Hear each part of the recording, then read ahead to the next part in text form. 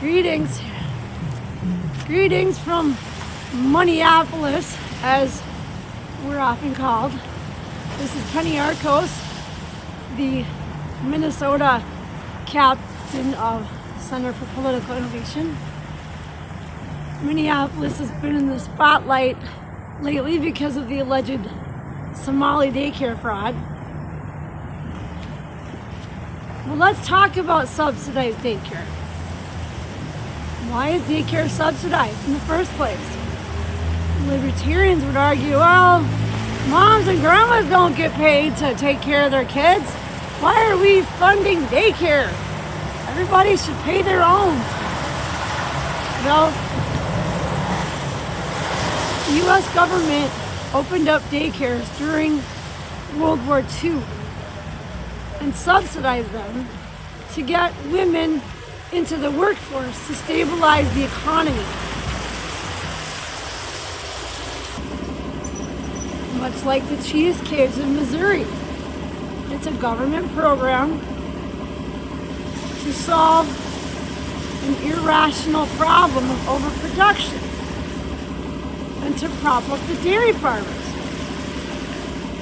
Because you have all these people, wage workers, who don't make enough to buy back all the dairy products are being produced. So put them in cheese cake, and then we'll give out some government cheese once in a while to the people who are starving. Food stamps props up the farmers, props up giant corporations like Kraft, because you have all these poor wage workers who can't afford to buy all the cheese. So what do? The government helps the poor people buy it. So after World War II, there was a big media campaign to get women back home because they argued that women were taking men's jobs. Well, that's an easy scapegoat. But if you really look at history, technological innovation often replaces jobs and creates another economic crisis under capitalism. The problem of overproduction and the falling rate of profit always exists in capitalism. And the government has many creative tactics to solve the problem. Now, women in the workforce have had to fight for equal pay and for safe working conditions for hundreds of years. The labor movement, the unions fought, even sometimes sacrificed their lives to try to get equal pay for equal work and to try to get safe working places for women. Remember the shirtwaist factory? Child labor was legal. Families had to work to the bone day and night just to put food on the table. It is cheap labor for the capitalists. And when the labor movement tried to end child labor, the Supreme Court ruled not once, but twice that it was unconstitutional to end child labor. So there you go. How's that for taking men's jobs?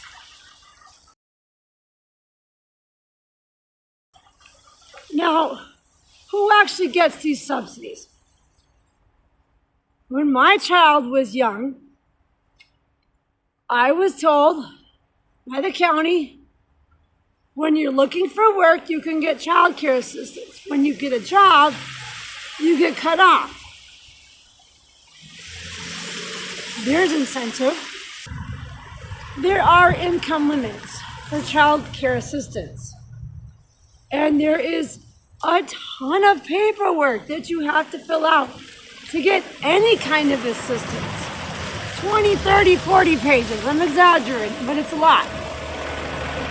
All your income, all your assets. You fill it out, you send it in, they say you did it wrong, or they don't even look at it. You gotta keep following up. And then you missed the deadline because it took so long for them to look at your paperwork, so you got to do it all over again. Then there's the income limits. To qualify for child care assistance, you have to prove that your income is below 67% of the state median income. That's $45,000 for a two-person family, $54,000 for a three-person family, and $64,000 for a four-person family. So now let's talk about wages and daycare costs. Why can't people afford to pay daycare?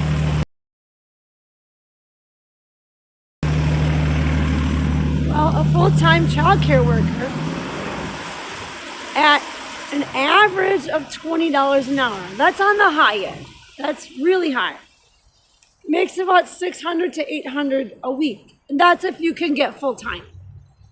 That's $2,400 to $3,200 a month. That's most people's rent in a one-bedroom, maybe a two-bedroom if you're lucky. The cost of childcare in the United States for infant care ranges from $650 to $1,500 a month. Toddlers, $550 to $1,100 a month. That's full time. Preschool, $400 to $1,300 a month. And school age, before and after school, $150 to $500 a month. So how can we afford childcare and work? If you don't work, you're lazy and you don't deserve benefits.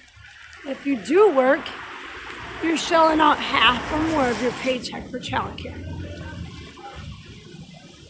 So what do? Let's form a coalition of daycare workers across the country and go on strike and demand better pay. Well, our governor, Minnesota governor, after the pandemic was promising to subsidize daycare more, but it wasn't approved. Let's do the math.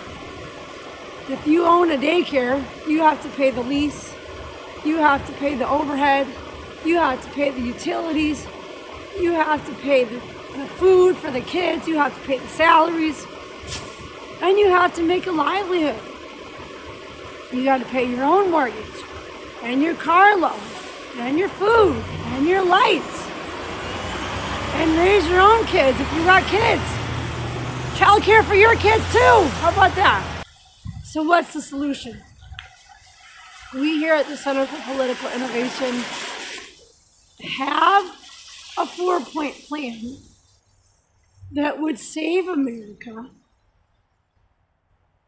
and rebuild our country and invest in working families. And we're clear about what we're for. We're for a government of action that fights for working families. We're for a national bank to replace the corrupt credit system of the United States, a bank that injects credit into communities where the purse strings of the nation are held in public hands, and the lending of money is done strategically in an overall economic vision for making a stronger country.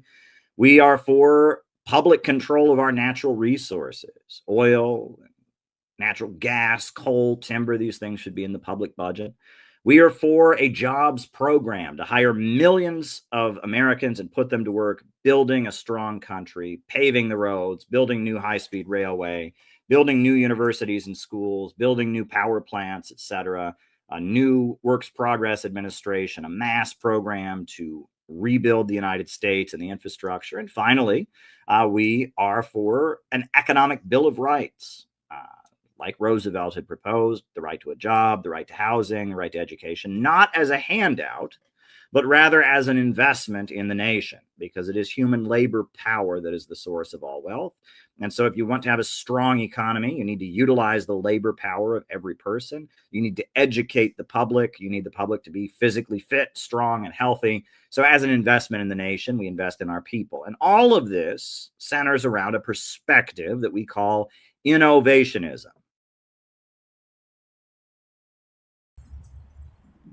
So we need to really get serious and stop fighting about culture wars and stop falling for the scapegoat narrative and unite against the common enemy of Wall Street.